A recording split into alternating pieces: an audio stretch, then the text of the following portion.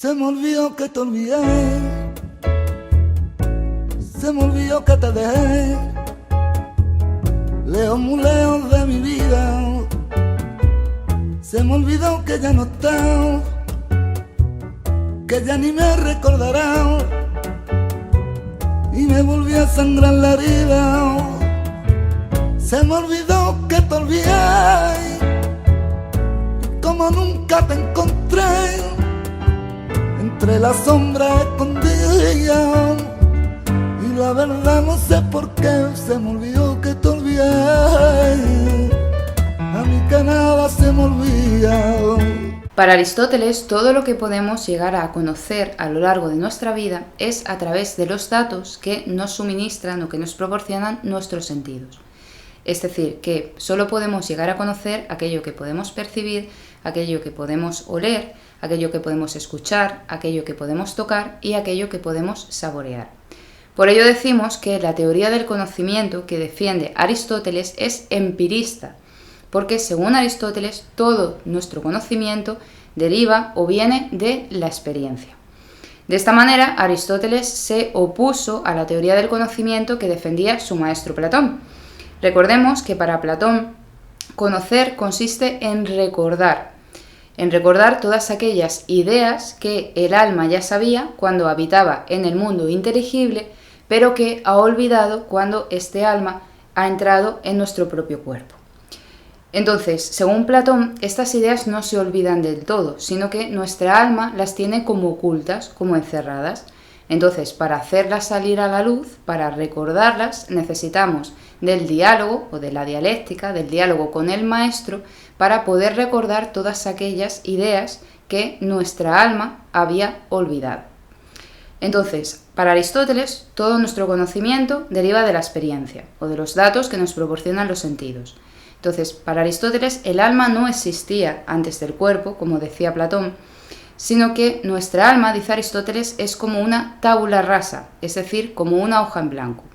Entonces, esta hoja la vamos escribiendo a partir de todo ese conocimiento que alcanzamos a lo largo de nuestra vida a través de la experiencia. Según Aristóteles, todo el conocimiento comienza con la observación de lo particular, de las cosas particulares, y se eleva hasta la abstracción de lo particular mediante un proceso que conocemos con el nombre de inducción, que consiste en pasar de lo particular a lo general.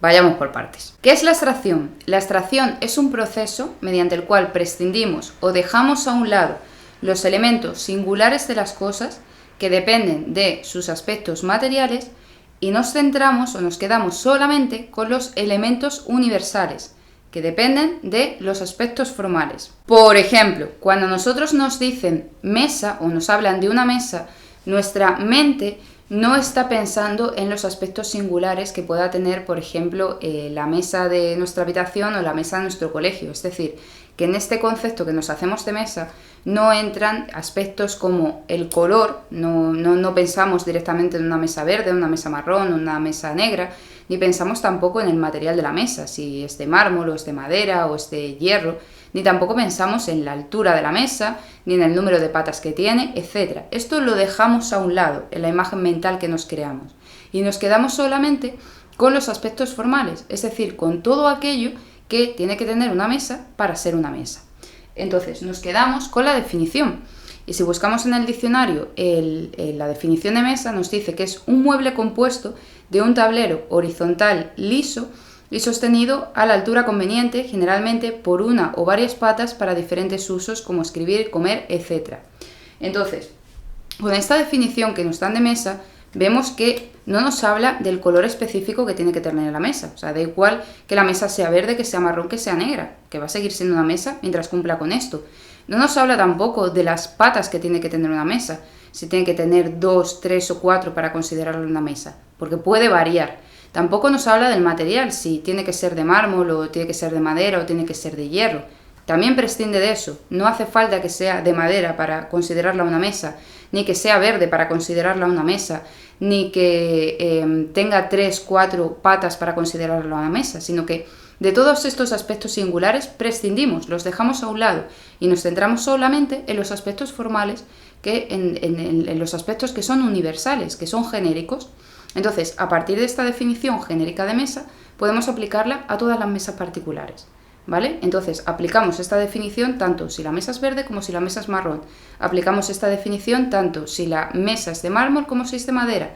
Aplicamos esta definición tanto si la mesa tiene 2 patas como si tiene 4.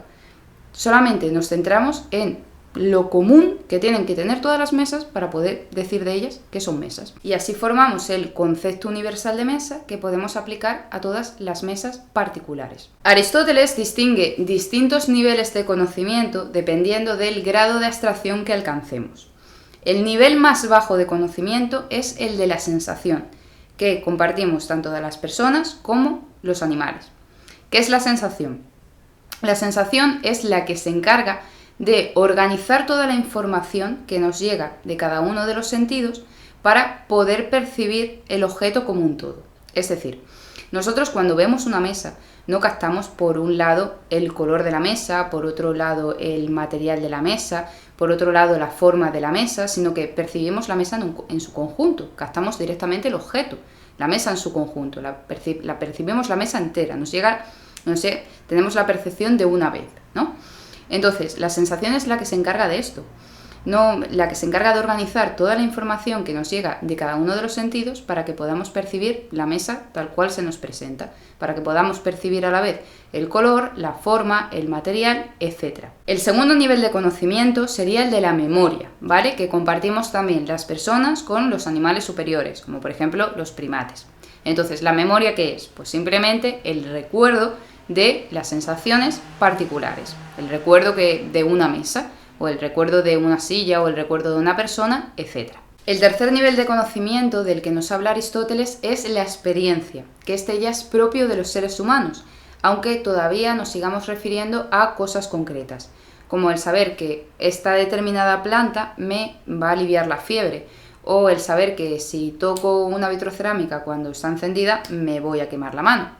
Y el último nivel de conocimiento del que nos habla Aristóteles es el entendimiento, que es el conocimiento de lo universal, que, por ejemplo, siguiendo con el ejemplo de la planta, saber la causa de por qué esta planta me alivia la fiebre, o el saber la causa de por qué cuando toco una vitrocerámica cuando está encendida me voy a quemar, ¿vale? Es el conocimiento de la causa, del por qué pasa esto. El conocimiento del universal para Aristóteles da lugar a la ciencia, es decir, para Aristóteles solamente podemos alcanzar un conocimiento científico o un conocimiento universal cuando sabemos la causa o el porqué de algo.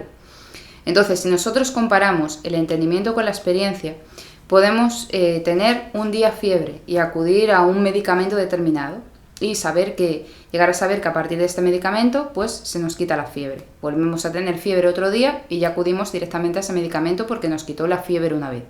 Entonces sabemos que si nos tomamos tal medicamento, la fiebre nos va a bajar. Pero no sabemos por qué, no sabemos qué es lo que hace que ese medicamento nos quite la fiebre, no sabemos la causa. Entonces, cuando conocemos ese porqué, cuando conocemos la causa de que cuando yo tengo fiebre me tomo ese medicamento, me la quita, cuando sabemos por qué ese medicamento lo hace y otro no, entonces dice Aristóteles que tenemos un conocimiento científico, porque sabemos el porqué. Nosotros podemos hacer muchas cosas por experiencia, nos funcionó una vez, pues ¿por qué no nos va a funcionar en esta que se dan las mismas circunstancias? Pero no sabemos el porqué, no sabemos la causa o el motivo de que esto pase. Sin embargo, cuando sabemos el motivo, la causa o la razón por lo que esto pasa, entonces dice Aristóteles que ya adquirimos la ciencia.